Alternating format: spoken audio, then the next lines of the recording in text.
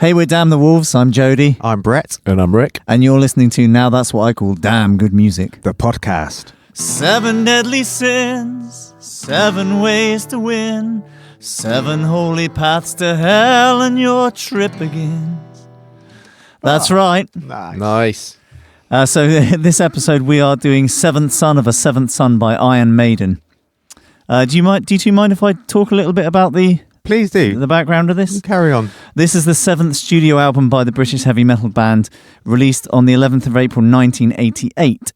It debuted at number 1 on the UK album chart, which is very impressive. Recorded at Musicland Studios in Munich, Germany in February and March of 1988 with their long-time producer Martin Birch. Did you two know that he also engineered and mixed this? Did he? One-man show. One-man show. Amazing. Pretty amazing. It took shape really quickly, given that their next tour was due to start in April of 1988. Wow. So they were in the studio February and March and then on tour the next month. That's amazing, isn't it? And it was released in April as well? Yes, yeah. There was a single before the album, wasn't there? There was. Can I Play With Madness? That's right. Mm-hmm. Did it reach number 3? You did. Yep. Yeah. That's the extent of my... You boys are good. That's it. I've got nothing else. The album features the incredible artwork of Derek Riggs, long-time collaborator with Iron Maiden, and of course the classic Eddie. Anyone know what Eddie's doing on the front of this? Yeah, I do. Scaring the hell out of me when I see him. Giving you I've the got a willies. story about that in a minute. Oh no, not being scared again. He's holding his heart out, which is a little person, and his brain's on fire. And there's an apple instead of his heart. Wow. I know that because I'm looking at the cover. I also know it because I did a picture of it when I was about 7. Unfortunately, we can't share that in the podcast, but No, we'll put a photo of it somewhere. As a I'm gonna 7-year-old, dig it how up. did that photo... I was like 13 when I saw Eddie, and that scared me. And as a 7-year-old, that must have freaked you right out. No, I was all right with that. I think we had different kind of I don't know how to say that. Go on, we were into different things when we were both 7, Brett. I was probably all right. Probably had a bit more of a music awakening, and you were doing different things when you were about 7. Possibly. Things that would have really scared me when I was 7. So how many copies do you reckon this has sold? This album? Ooh. This is quite a difficult one because it was in a time when album sales were big. It's an album band. They're an album band. But it's metal. But then metal fans or rock fans buy a lot of albums. Yeah. Ooh, 30 million. I was going to go 20. No, you're both quite way off. Oh, no. I found this quite hard to find out what the exact total was, but it's from what I read, and I read lots of things about it. It was close to 5 million. Oh, wow. But Iron Maiden have sold in excess of 130 million albums. That's mental, isn't That's it? bonkers, isn't it? That's very, very impressive. They put out a lot of live albums, haven't they? They have. Interestingly, their first 7 albums, this was their 7th album, and their first 7 were their best-selling albums. Is that? Yeah, they had a little bit of a lull after this, didn't they? Yeah, many critics sort of deemed this the end of the kind of classic era. No offense to Yannick Gers. No, none at all. Who?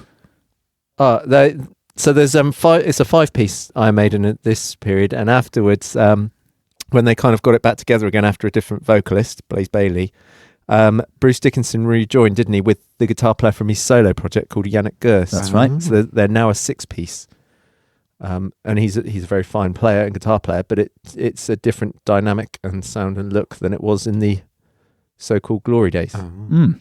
So partly inspired by Seventh Son, a fantasy novel by author Orson Scott Card, Steve's concept blossomed into something more substantial. I don't know whether either of you two know much about the background of this, and the album before, Somewhere in Time, which Bruce Dickinson, the singer, was kind of pushed aside a little bit by Steve Harris as a writer. And with this album, he was sort of brought back into the fold. And a lot of people say that's why this is such a strong record, because Bruce Dickinson's writing is, in it a lot. Yeah, along with Adrian Smith, who he had a purple patch, didn't he, around this time? He was just writing some. He wrote a lot on stuff. the album before, didn't he? I think. Yes. I think so. Yes, he did. And And it originally started out with 2 songs, Clairvoyant and Seventh Son. It stemmed. I know it stemmed. I've read this somewhere from I can't remember the name because I haven't researched it properly. But Steve Harris read about a clairvoyant dying, and it occurred to him. He thought, I wonder if she knew that she was going to die. Yes, that's right. And so that's what inspired the Clairvoyant. And the album's almost a concept album. Well, it is a concept album, isn't it? It's a proper concept album. It is, but I think Bruce Dickinson has since sort of expressed a little bit of frustration that it wasn't a full concept album. It kind of started out with that in mind, but didn't quite make it. Okay. So, this is their most successful album of the 1980s. Oh, okay. I would have thought it would have been Number of the Beast but Peace of Mind. But there we go. Well, there you are. Interesting stuff. I'm learning. Yep. Are you happy to dig in? Yes, let's do that. Can I tell you a story how I first discovered Eddie? You know, my mate back in the day in secondary school. The one who used to scare you with the patches on his denim jacket. Yeah, well, the thing is, I've spoken about this on another podcast about the jacket and how he got me into music, and you know, he had his tape. You see, I recall you saying he didn't get you into music. He sort of scared you from listening to heavy music. I thought it was him that scared me because I think I mentioned that he was 13, 14. I was kind of had fluff around my chin and blonde hair, but he was like proper hairy, you know. He had long hair, hairy armpits, and he had his jacket on with patches, loads of patches. Why doesn't someone with hairy armpits scare you? Because he was the same age as me. How do you know he had hairy armpits with a jacket on? Because we did gym together. Not that sounds wrong. Who's Jim? We did we basketball and stuff. Oh, Jim. Not that Jim. No, Jim. And so the scariness I thought was from Martin, but actually it wasn't. It was from Eddie because he had loads of Iron Maiden patches around his jacket, and I remembered it came to me when I was researching this that I think it was the patches of Eddie on his jacket that actually freaked me out more than what Martin's hairy armpits did. I'd have scared the shit out of you as a 7-year-old then, Brett. I was drawing pictures of it. You were. Of heart and apples and stuff being pulled out. Yeah, that's scary stuff at a 7-year-old. But yeah, that's my story about Eddie anyway. Rick, do you want to share where you first heard something from this? To be fair, at 7, I don't think I got it, Brett. I just thought it was I just drew it. And just quickly, 1988, and I remember this really well. He was called Martin. I went to his house, one with the jacket and Eddie patches, and he played me this album because it wasn't at the end of 88 and he had just bought it on cassette. And I remember before we were going out to see my first ever live concert, and who do you think the concert was? It wasn't Iron Maiden. It wasn't Iron Maiden. Status Quo at the Cornwall Coliseum. I remember it well. December 1988. And I had a dose of Iron Maiden before we went to see Status Quo. I hadn't even started my artwork by then, Brett. Yeah, I'm a bit older than you, aren't I? Do you remember where you were, Rick, when we first heard it? Because this is really clear for me. Yeah, I know what memory you're on about. I don't know if it's the first time I heard it, but I don't know if it was my tape because I'm a couple of years old. I don't think it was. I think it was our mate's tape. We had a cassette tape, didn't we, of this album between us and a couple of mates, and we used to drive around. They had a field, didn't they? We used to drive around in 2 matching minis as really young kids, and there was a tape player in it. And I remember having this album playing. And it was loud, blasting out. And looking back, that must have been horrifying. Like kids driving around in cars that are just kids, nowhere near old enough to drive, blasting around with sort of Iron Maiden rocking out and just racing 2 minis. And yeah. That's cool though, isn't it? That's proper cool. It's not proper really. nostalgia. You know, people say, oh, kids these days. But kids in those days, we must have looked like right nightmares. But it was this album we were listening to anyway. It was. I should also just sort of give a bit of a disclaimer here that this is one of my favourite albums of all time. Ooh, is it? It's definitely in the top 20. Sometimes it's in the top 10. Wow. This is 43 minutes and 51 seconds of metal goodness for me, and I could easily do a podcast just on the bass playing. Okay, we'll try and stop that happening. So I'm gonna rein that in. Maybe that could be a special edition. I could do a podcast on Bruce Dickinson singing actually as well. But I'll they could be special edition ones. You just do. We feature. Let's dig in. Track 1, Moonchild. Yes. So, Yes. I love the spine tingling intro with the acoustic guitar and Bruce Dickinson. It is, and it just draws you in from the start, doesn't it? You just takes you on this little kind of, where's this going to go? That's how I feel when I started listening to it. And the intro, this song, for me, this song is just an intro. It's an intro to an album, and it's brilliant as an intro. It's a great intro to an album. It's a great intro to a concert as well, isn't it? You knew it was going to be an opening song from the subsequent tour. And at the time, this was quite fresh because obviously it's a very strong, prominent keyboard riff. Yeah, the synth part, which is amazing. It's great and so different for them. Yeah, they've really never different. used any keyboards or synths up until this point. Is that right? Yeah, Yep. so for the first time you hear the synth as the main riff, like fans must have been thinking, "Oh no, what are they doing There was here?" a bit. It sounds silly now, but there was a bit of a backlash, wasn't there? With so I read because I don't remember, but I'd have been too young. But I read there was a backlash at the time of people going, "Oh, they're a metal band. They can't have synths in it and keyboards. It's all gone a bit wrong." Yeah, But it sounds brilliant, and what a clever, fresh idea to change things up. And yeah, I think, can I talk about the synth a little bit? yeah. I don't think it's a synth. I think it's a guitar synth. Because if you listen carefully, there's a layered guitar in with it. And I think I that's thought actually I heard the a guitar. And I think because I thought, I wonder if that's the case. And I had a look, because I've got the CD. I had a look at the credits. And for Adrian Smith, it says string synth. And for Steve Harris, the bass player, it says synth.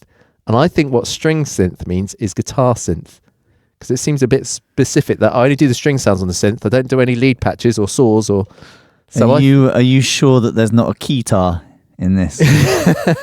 I can picture. Why would anyone use a keytar in a studio? Not entirely sure if someone uses you one on imagine stage. Iron Maiden going on stage with a keytar. A guitar. It would go with the spandex, wouldn't it?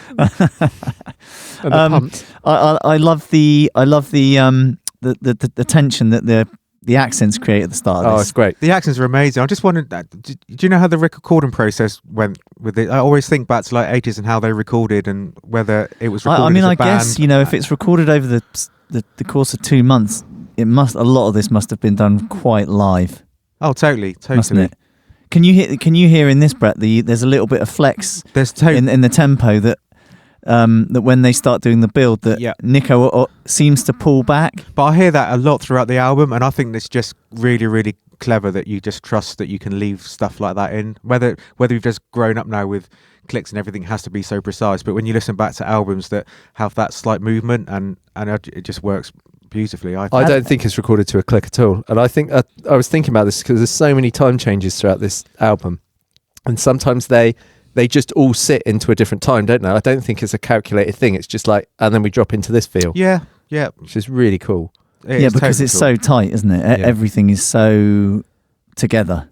Yeah, really together. But the intro to Moonchild and the stomps when it starts stomping. Those stabs. You get Bruce Dickinson's almost comedic kind of cackle or laugh or evil voice. I think that's at the end. Is it the end? Yes. Have I been listening to it backwards all this time? You got it back to front. Oh yeah, you're right. We'll get to the end in a minute. It is. Yeah, I like the end as well of this. Yeah. Oh dear.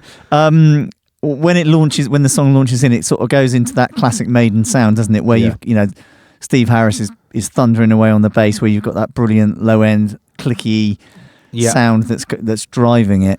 So I think as a fan hearing it for the first time, any worries about those keyboards are gone as soon as the song kind of launches in. There's this great relationship between Nico and the bass as well. The sounds, there's a real general dry drum sound and that real nice pumping bass together. That it's just so much going on, but everything just blends and just makes total sense. And isn't there amazing interplay? Did you hear that, Brett, between the drums and the bass? Totally. The way they work together is so fluid, isn't it? It is fluid, but so busy. But I'm not into busy playing generally.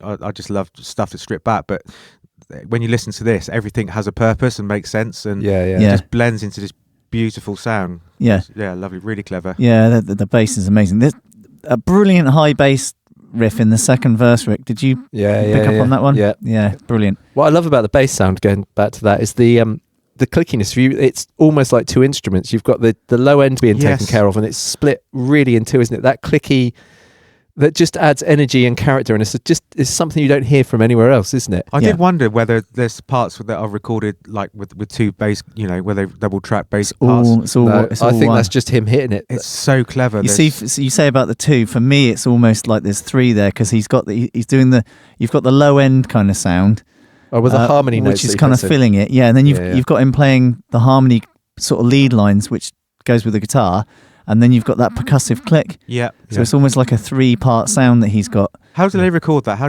do you capture that recording like that? I Is think it it's coming out the amp or DI'd or I whatever. think he stands in there with his machine gunning with his bass. What's with when he's foot on the recording it, monitor foot on the wedge. monitor, yeah. Yeah, and then maybe they have a little mic in front of his fingers to pick up all that kakata. He is incredible. It's Yeah. just incredible. So it's a great start to an album, isn't it? And like you say, I like the twin guitars as well. Is classic and great, isn't Yeah. it? And the guitar lick in the counter melody in the chorus is one of the best bits Yeah, of that yeah. song for me. yeah.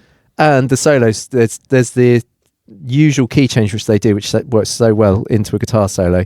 But it's that classic rock metal thing of like the twin guitars. You can hear each of them taking a solo and it changing between them. And what I really like is it's not layered. In fact, throughout the whole album, listening back to it, often there's just the two guitar parts, particularly when they're playing sort of harmony lines, twin guitar lines. Sometimes there's a rhythm track underneath, but a lot of the time there isn't. Yeah, So so it's it's very just- much it's a the very two guitars band and live the bass. sound. Yeah. Yeah. Which is I really get cool. that. So what I thought I'd do, rather than ramble on and be boring about the bass and the vocals, I've done my favourite Bruce bits of singing for each song. Oh, okay. Good idea. So yeah, for this one, it's my favourite lines. Lucifer's my name into the first chorus. yeah, I don't know whether you can hear that as I say it, but it's his tone on that is incredible. And then his laugh. Don't forget his laugh. That could be the yeah, beginning or the end of the song. That's all right.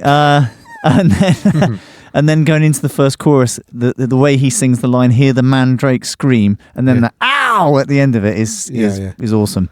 He has got a bit of a habit, which could almost not work, of saying, like in the latest song we'll talk about, "Can I Play with Madness?" And he laughs at me, ha, of like punctuating with what he's just said and then putting a laugh. Yeah, or a it's almost quite scream. theatrical, that kind Yeah, of it's a that kind of delivery. musical kind of thing, isn't it? Yeah, and then my final note is Bruce's horror laugh at the end, which you've previously mentioned, Which is at the end, not at the start. right at the end. And I don't know whether you noticed Steve Harris climbing up on the bass. Oh yeah. Going as high as he possibly can. Yep. Fantastic. Awesome. Track 2, Infinite Dreams.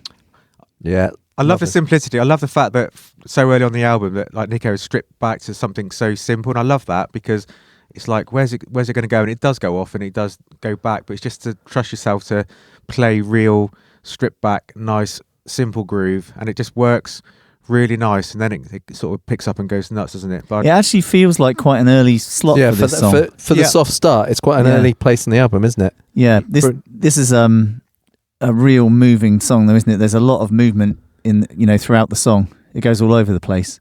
It does. The time changes and the feel changes, the tempo changes, the key changes. It's but all have their place, and it doesn't sound sort of proggy for the sake of it. No, nothing sounds forced or out of place. But you mentioned theatre, and I'm not insulting this in any way, but it has got that theatrical, Oi, especially careful. this song. No, but in a real cool way that they can.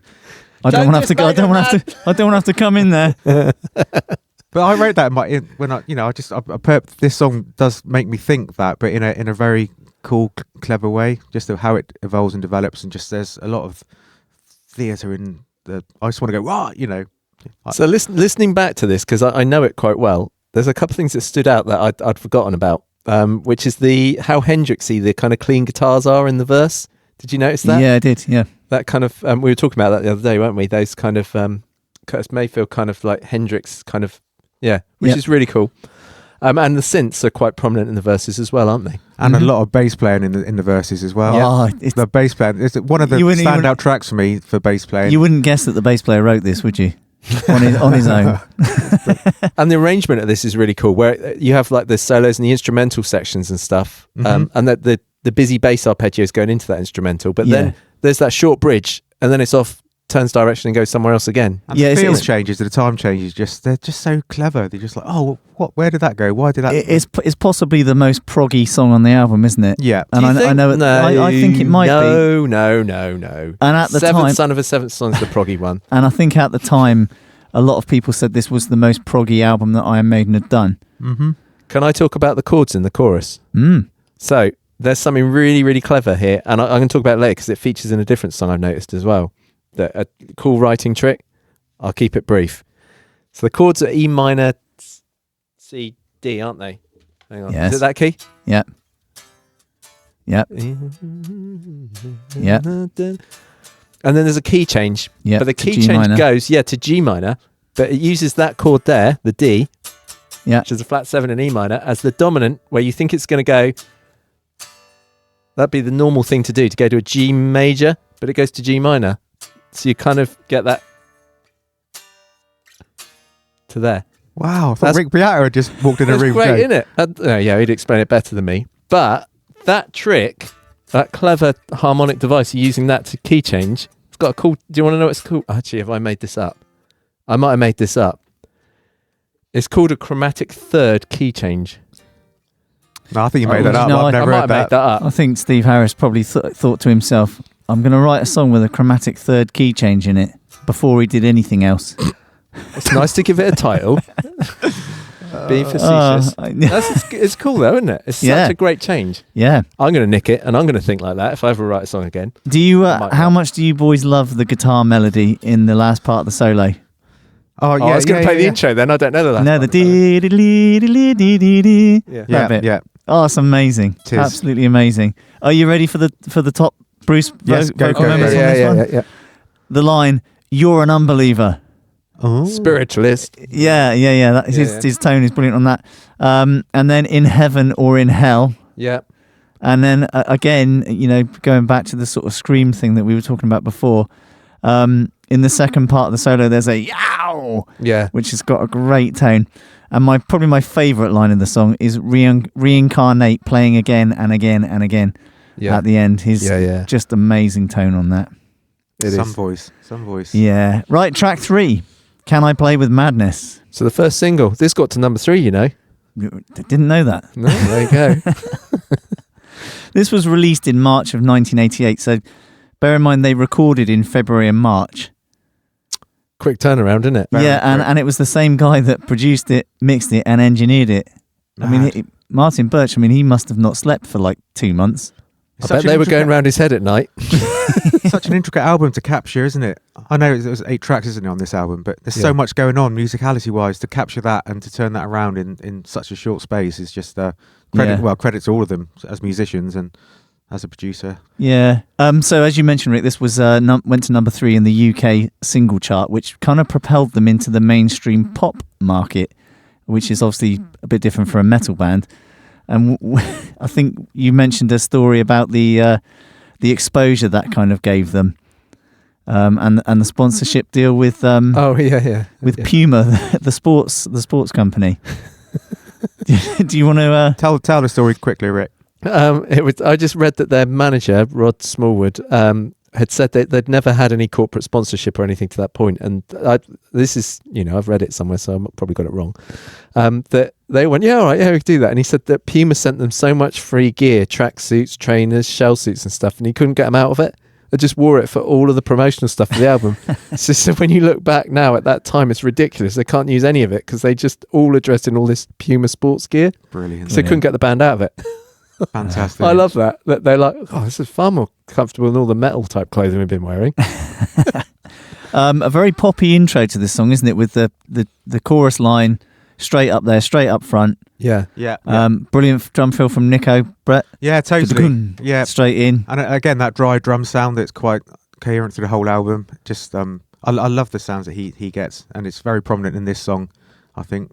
It's quite Yeah. bright and majory as well, isn't it? At times it could be almost AC/DC as well, but there's bits which stop it from going there. Like the 16th note, the semi-quaver and the guitar on the verses is good, isn't it? This constant is quite unusual. Mm-hmm. Yeah. Both of you are going, what? Aren't you? No, I was actually thinking about the cowbell in the verses. They had a cowbell. Oh, yeah. It's a funny cowbell sound, isn't it? It's a very dry sound, is it, for a cowbell? It's quite quiet for a cowbell, isn't it? We all know that the cowbell is quite loud. It hasn't got that. Can be quite a shocking noise. Can be quite a shocking noise when you're not expecting it, and it's behind your ear, and someone's filming. But yes, a cowbell's usually quite a bright sort of sound, and it's a very deadened sort of glocken, like a, I don't know. What are you going to say then? I was going to say glockenspiel. Oh, I thought you went German. Glockenspiel. Yeah. I really quite like air drumming to the kick and the snare pattern in the verse. I like because it's that This is brilliant. Yeah, totally. Incredible. And it's got the classic chordy riff thing, hasn't it? Of going, I'll grab my guitar again. Yeah, the D A D A. Yeah. Is there a key change when it hits the chorus every time? It sounds like the first when it goes into the chorus. It always sounds like is a lift from the verse. I won't. No, it goes to B minor, doesn't it? I think the first chord of the chorus. I won't. I was going to sit and work it out, and then thought that's going to be boring for everyone involved, isn't it? Sorry. There's a lift there. There's a definite lift. It does sound like there's some sort of key change. But and Bruce is. I am a drummer, so I got it wrong. Bruce is in full-on kind of musical character in this as well, isn't he? Yeah. Well, I'll move on to. I'll do that in a minute. I'll do my. Yeah. What's your favourite? Go on. What's your favourite Bruce moment? So the whole of the first verse is, I think, is Bruce's delivery on it is brilliant, absolutely perfect. And the line, "The hellfire's raged in his eyes," in the second verse is a strong line, and also "in a lake of fire." Going into that second chorus, because when he does the lake of fire, it's the way he holds that fire is really good, really good, lovely. Right, track 4, "The Evil That Men Do." Yeah, there's a great vibe with this song, and I don't know if I should say it, because I don't want to cheapen the song, but this is classic gallopy thing. Is that what you're going to say? The classic Iron Maiden gallop. It is the Iron Maiden gallop. It does make me feel. Interestingly, it's Grand National Day today. What? I was at home and I was listening to this, and then I was were you watching horse racing? No, I was watching my phone, and it come up on the news. It's Grand National Day, just as this song was playing. I was like, do they still have the Grand National? I thought, didn't it get banned? No, it's happening. It's happening today, and I thought, what am I muddling that up with? What a coincidence that I'm thinking about this, and then it's just my brain, I suppose. But there we go. Yeah, interestingly, it is the anniversary of this week of when this album was released. Yes. Yep. I saw that as we're recording this podcast. No way. Maybe not as the podcast is broadcast, but... And the reason we chose this is because you mentioned it at a radio interview the other day, didn't you, Jody? I did. I did. I talk about this album a lot. Yeah. You chose the last track as your... I chose "The Evil That Men Do" as my... Oh, was it? Yeah, it was this track that we're now talking about, track 4. It's not necessarily my favourite song from this, but it's kind of a really good representation. Good representation of the album. Interestingly, I've put this as really not my favourite track at all. I didn't really connect with this. Funny, isn't it? Oh, really? Mm-hmm. There's the door, Brett. You've upset him again. Don't diss Maiden, man. I found that I found the vocal was really mixed low in this song. It's really, I don't know why. It's a very low. So mix. What made you unhappy with this song as the mix?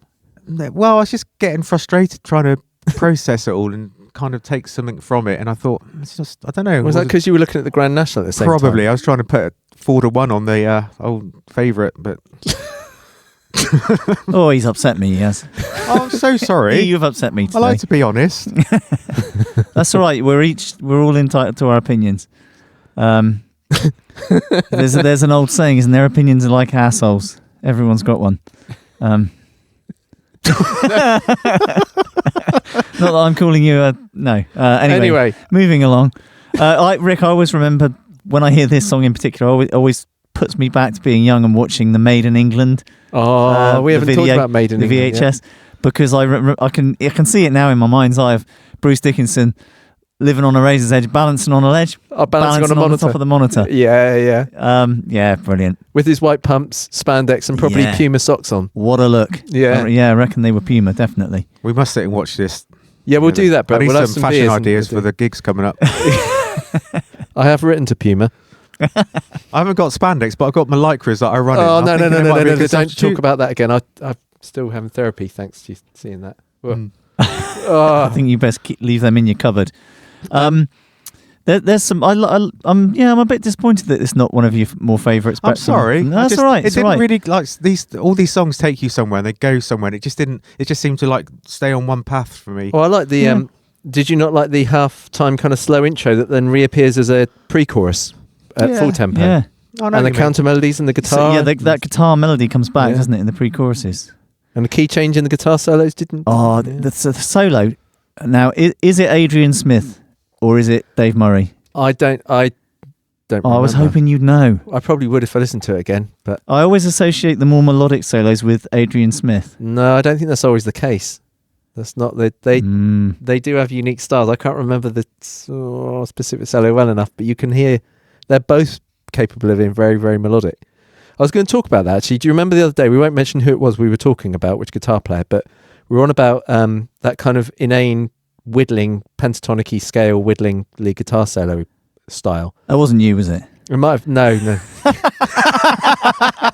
You never said anything that positive about my playing. I'm kidding, of course. I'm only joking. Oh, that tickled me. That Yeah, I do remember the conversation. Yeah. I forgot I was going now. It was the, it was the kind of just soloing and whittling for the sake of a solo. Yeah. Yeah, and it never feels like this. And there's always a direction with it, and a melody or a vibe and a sound, and it's Yeah, definitely. It's everything has a purpose in all of these songs for me. And there's a lot of guitar solos in their stuff, and a lot of quite long guitar solos, and sometimes even the bluesy, pentatonic-y blues rock stuff just fits. It works when they do that. Just works. Yeah. But this album's got not a lot of that. It's mainly just melodies, I think. Even the fast stuff is melodic. Mm-hmm. Yeah. Oh, totally. Yep. So, favourite Bruce singing moments on this one? Yes, please. Living on a Razor's Edge. Absolutely brilliant the first time that comes out of his mouth. And I will pray for you. Someday I will return in that second verse, which then has that brilliant harmony. Don't you cry for me on that line. Yes. Which is great. And then halfway through the second chorus is the way he sings lives on and on, but the way he holds the on, strong note, very slight bit of vibrato on it, is almost like that classic sound that Bruce Dickinson was, people sort of refer to him as the air raid siren, don't they? And that note on this album for me is one of those strong moments where it's like he's just holding it with a little bit of a vibrato. It's just so powerful. Mm-hmm. Such a powerful voice. Mm-hmm. Do you think, you've reminded me, but I'm just listening to Bruce singing it, as the lyrics on this are, it's almost a love song, isn't it, at times, the first verses? Yeah. It's one of the few Iron Maiden songs that starts with "Love is a razor," and I want that line. But there's lines in this that don't sound very Iron Maiden at all, which is really cool. Yeah, this is. I'm trying to read it from the CD inlay now. CD? It's written by Smith, Dickinson, and Harris, isn't it? And yes, I do sometimes wonder whether that's Adrian Smith's. I think influence. his lyrical. His subject matter's often very different than the other stuff you can hear. It was like that on the album before, wasn't it? With his Oh, sorry. What are you laughing at? No, it's all right. It's nothing. Okay. But there's lines like, "But I will pray for her. I will call her name out loud. I would bleed for her. If only I could see her now." That's not Steve Harris lyrics, is it? It's not. No. But very cool. Very cool. Yep, totally agree. Moving on, yeah? Yeah, totally, yeah. Track 5, Seventh Son of a Seventh Son. Do you want to sing this one, Brett? Seventh son of a seventh son. Seventh son of a seventh son. He was going for a full chorus. You have been singing this quite a lot recently, which makes me wonder whether this is the only song you've listened to on the album. It's my favourite song on the album. Oh, is it? Early for that. You've wow. let that one out early. I've written so much about this song. Really? Yeah, it's all about my love for Nico and this. That shows how well I know you. Your love for who? Did he say Nico? Well, no, I've got a problem with calling him Nico because that would be his name, though. When I was 12, I had a lot of drummers on my wall, and I had Cozy Pal, and I had Tico, and I had Nico. Cozy, Tico, and Nico. Yeah. So Nico and Tico were like that. So to call him Nico and Tico doesn't. Because you've always said his name wrong. Yeah, Nico Torres, I call him. He won't be offended by that. Oh, true. Nico Torres. Nico Torres. Tico McBrain. Tico McBrain. Cozy McBrain. Yeah, bless him. God rest his soul. Oh yeah, so yeah, I'm still not convinced that his friends called him Nico. No, it's Nico. But it's spelled Nicko. Yeah, but that's Nick O. Nico. Oh yeah. I didn't think of it like that. I didn't subdivide the word up into 2 syllables. Neek, would it have an accent on the I if it was Neek? Oh, I've no idea. Well, I think we're Have you not listened to Listen with Nico, Brett? Well, I've learned about this. To Listen to Nico. I think you need to write to Nico McBrain and let him know he's been saying his name wrong. Listen to Brett Love. I think I need to recreate my own stories. Brett Love. Reet Love. Nico. Reet Love.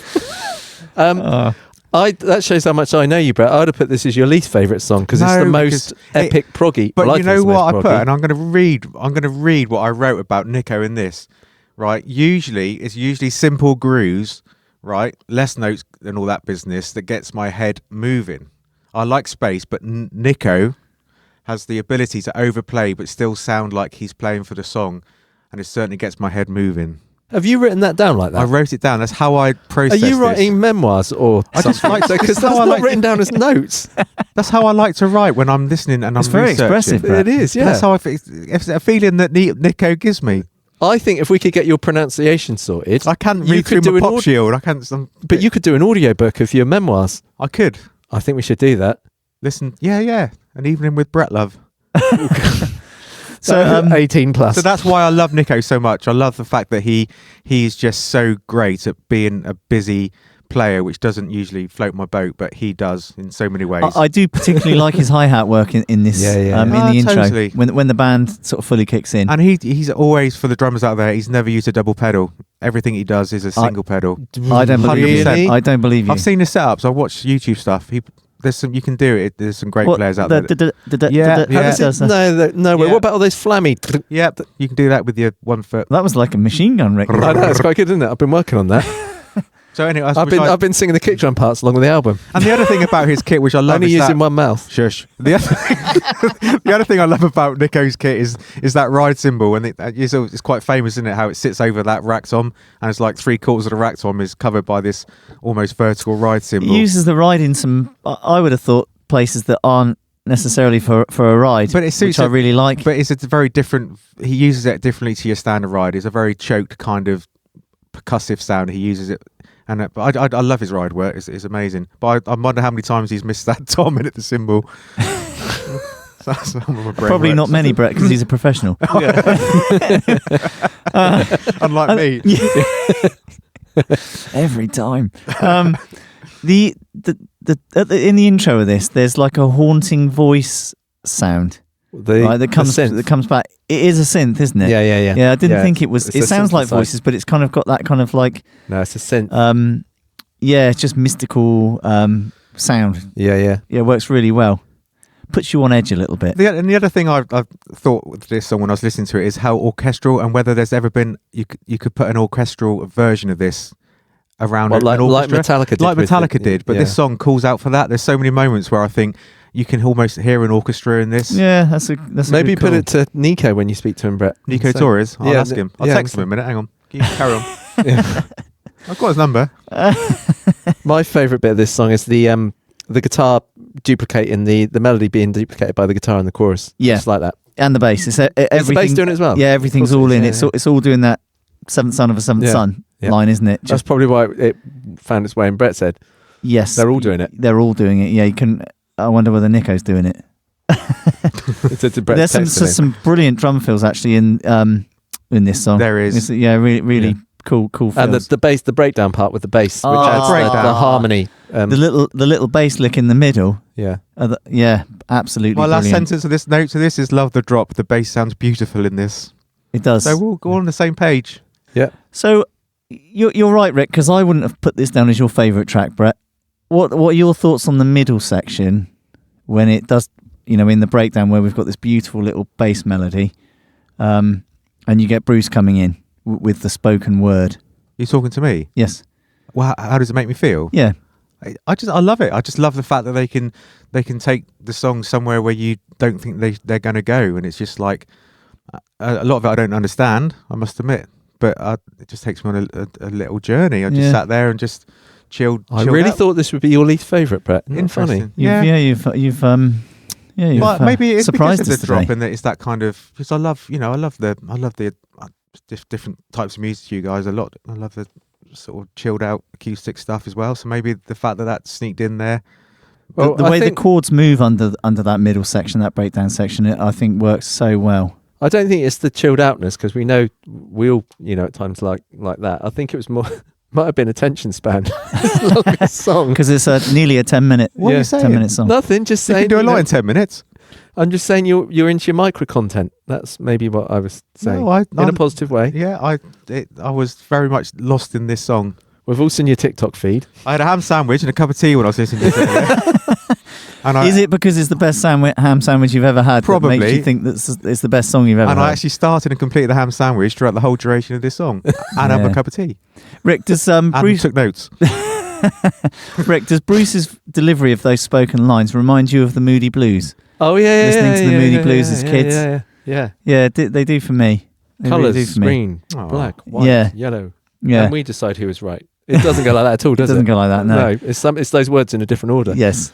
And I've it got goes a off- correction to make, by the way. Can I Yes. come in with a correction where I've got something wrong? I only know because I was looking at the lyrics a minute ago. Is that a chromatic thing that you wrote? or No, invented? because I've made that up. It can't be wrong if I've made it up. It's Steve Harris who plays the string synth. Adrian Smith plays the synth, apparently, according to the notes in the CD inlay. There we go. Yeah, I just want to make sure, I don't want to Okay, upset any yeah, Iron Maiden yeah. fans. I think I'm going to do that. What's that? Upset the Iron Maiden fans with my honesty. You've and upset openness. me today. I'm sorry about that. It sort of goes off into a bit of a guitar solo kind of prog fest, doesn't it, at the end of this song? There's a picture in the middle of this inlay with women with their tops off. I've never... Just put that up through the Just glass put- for a minute. Just put the inlay down.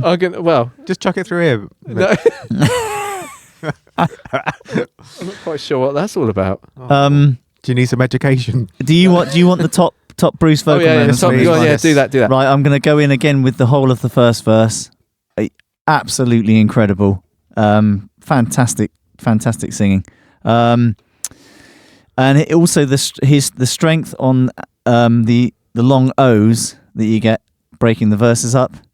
Yeah. Mm-hmm. And again, that little subtle bit of vibrato that he adds on it, which is so well controlled, is brilliant. The good and the evil in the second verse, the way he sings that line I think is particularly strong. Yeah. And the last O of the second chorus, where he holds the note over where it breaks down. Yeah. And he's just holding that note right up there with a bit of vibrato on it, and just gently lets it go. Yep. Nice. Absolutely world class. Track 6, The Prophecy. Before we get into the prophecy, Yes. this is my favourite Bruce vocal performance. It's not my favourite On song. The Prophecy? Yeah, The Prophecy. I think he sings this brilliantly. It's at a point in his range and the way he attacks it, his tone in this is my favourite vocal performance on the album. I've written the same thing, Rick. Oh, look Have at you? Well, that. that's- There we Bruce's go. voice sounds incredible in this song. That's Yeah, he's it he. did If this stand is out. slightly lower in his range, isn't it? He's not quite up there as he is. Is that in some what of the it is? others. There's just I think it there's is. a It gives tone him- about it. It gives him that slightly low. No, I mean it's not low. At all. But it's very slightly lower, and I think it probably gives Is him that it? bit more weight behind it. Yeah, bit more bass. I love the tone of his vocal in this. Yeah, it's great. It's in 12/8 as well, isn't it, Brett? Yes. Nice little bit of triplety It stuff is. going in there. Yep. Love it. Classic Iron Maiden harmony guitars in the intro. Yeah. Is I thought is brilliant. I had to listen to this again because I remembered it. Because I have listened to this album, but not recently for a while. And the outro isn't the same as the intro, is it? I remembered it being the same, but acoustic. But it's not. The outro made me feel like I was in a Spanish tapas bar. Well, yeah. The What were you eating at that point, Brett? Were you eating? what pawns? Prawns. Prawns. Prawns. Oh no, I don't know what's going on in your head today. This is definitely a very Spanish vibe to the outro guitar, though, Well, right? I think it's a pseudo kind of medieval. Oh no! It's the you're going to say As what I was said thinking. that, I thought Brett's going to go, "What's pseudo mean?" What is it? Oh, here we go. No, don't go It's there. a type of. It's like suede, Brett. It's like a type of jacket. It's like leathery. Suedo. Isn't it? That sounds like a Latin. It's a lovely suedo jacket you've got there. That's a Latin thing, isn't it? A Latin kind of feel. No, suedo. What? No, suedo as in like an approximation of it, not in a positive way, like a approximation of like medieval Renaissance kind of. Yeah, like so- an impression of it. I don't mean to be overly negative about that, but that's So it's suedo with a P, Brett. so interestingly, Oh, my brain is. No, getting P, not A. fried. How can you have suedo with a P in it? It's got a silent P at the It's a start. silent P. Oh, Otherwise, it'd be pseudo. God. Welcome to English with Oh dear. It's yeah, you know how some words have a silent letter at the start, Brett, don't they? Yes. Yes, I know where this is going. Yeah. Okay. Moving swiftly on. This was Like co-written- Psycho. Yeah, but not a PH. No, Psycho's just a P, isn't it? P.S. Hang on a minute. P.S. Oh God, I'm doing it now. Oh, Welcome to the world of Brett. let's get back to the song. It's catching. Going back to what you were saying about the medieval feel or the medieval sound. The Suedo medieval The sound. Suedo, yeah. In the solo after the first chorus, is it just me or does that kind of have that kind of feel about it? Yeah, I think Yeah. it's the 12/8, it's the triple T thing, and just the yeah. But also the melody, Well, it's that folky thing, isn't it, of playing over those yeah. that sort of those melodies over that harmonic structure in threes is Yeah. And that feel and sound comes back as Brett mentioned in the Tapas classical guitar Yeah. outro where he sat in the tapas bar eating prawns. played in. It's the only one co-written by Dave Murray, isn't it? It the is. other guitar player, and I wonder what he brought to that. Maybe he brought the tapas. I don't know.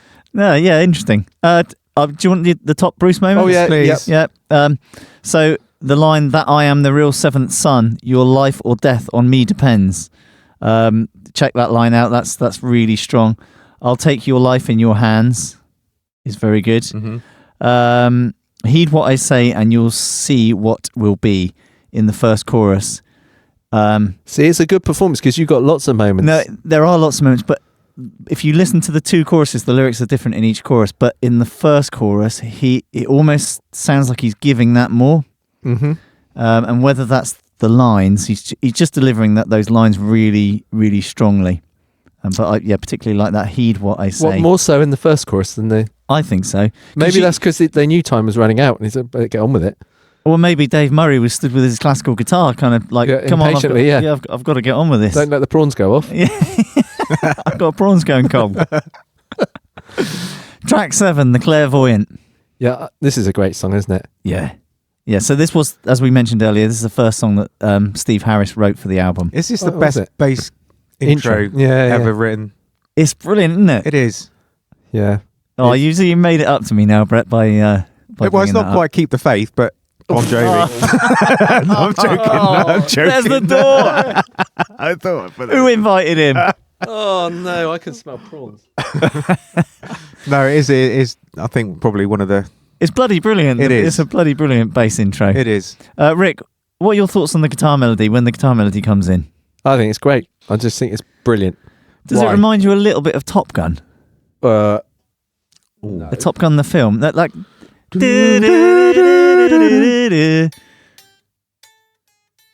It's not that.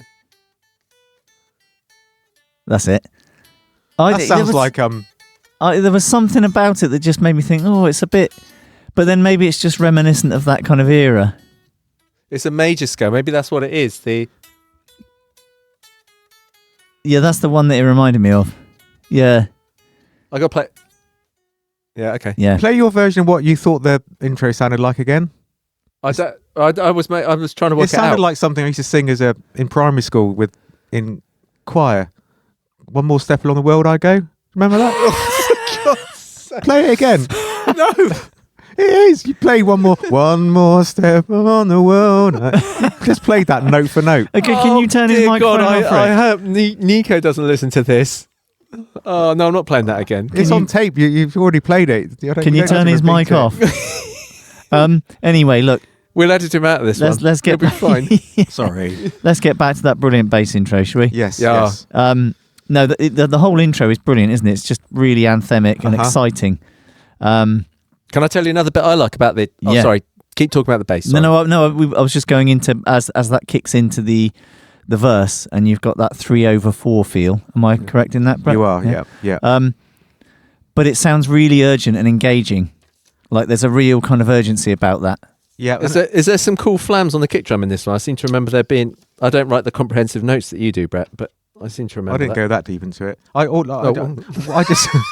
just summed up that it's just their relationship together, Nico and the bass and drums. Just particularly on this song, I just think the relationship they have with each other and the sounds and it's just everything about it is brilliantly performed. They are very in tune, aren't they, as musicians? Totally. And so busy between the two of them. But just like I said before, everything else that goes over the top, and maybe it's those melodic kind of riffs and guitar parts and synths, but the whole album doesn't sound overly, although it is, it just draws you back with all the melody stuff that's going on. I like my favourite moment. Well, there's quite a few in this song, but I like this in the chorus. You know the oh god, I can't remember it now. Bad, isn't it? Where it goes.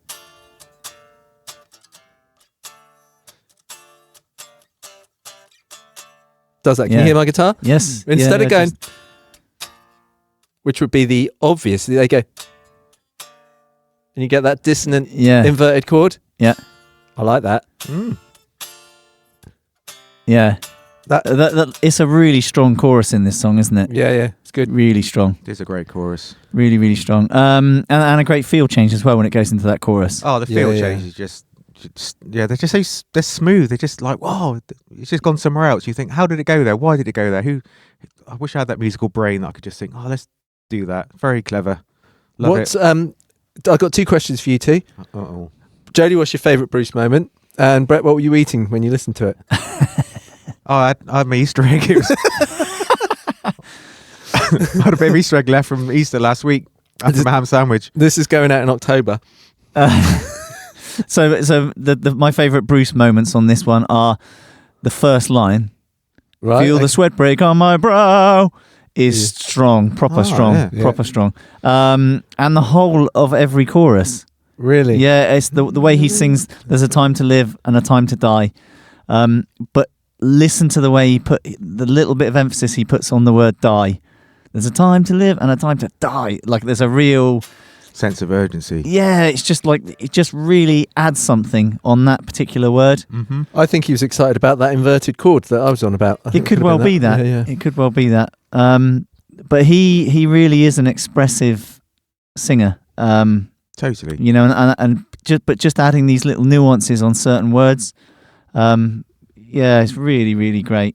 I didn't know you were such a fan, Joe. I'm really impressed at how of much Iron Maiden or both, or really. Bruce Dickinson. Both Bruce. Isn't Jody's Steve Harris a closet metalhead? Maiden. I mean, I know that you're a fan, but I didn't know that you were. You know, yeah, it means a lot to you, doesn't it? It does, and you've upset me because it didn't mean a lot to you. One of the the evil that men do. Track 8, sorry, the last track on the album, Only the Good Die Young. Are we going to agree there's 8 tracks on this album for once? Yes. Yeah. Good. Okay. Good. Yeah. We're back to the gallop, aren't we? Yeah. We are back to the gallop.